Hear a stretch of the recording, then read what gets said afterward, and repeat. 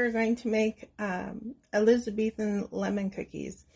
So you're going to sift together your flour and sugar and mix well, and then cut in your butter.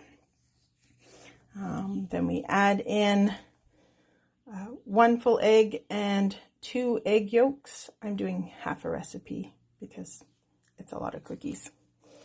And then you're going to grate 2 lemon zest, 2 lemons worth of zest, and add that into it and mix it all together until you have a dough that is not quite sticky anymore. You can add more flour if you find that it's too sticky. I'm going to mix this all together and show you how it looks when it's done. Okay, so this is what your dough is going to look like. It's this is about half of what I made.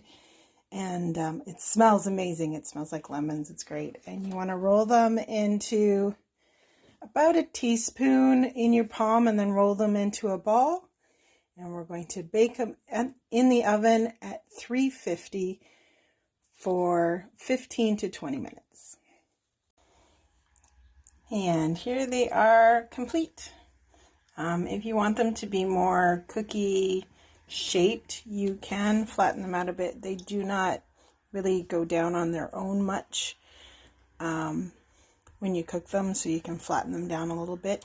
You can also roll it out and use it like a cookie cutter, or you can put it into an actual pan and then cut them into squares like little cakes, and then using the icing recipe that is included, you can put a nice glaze on the top of them and make them a little sweeter.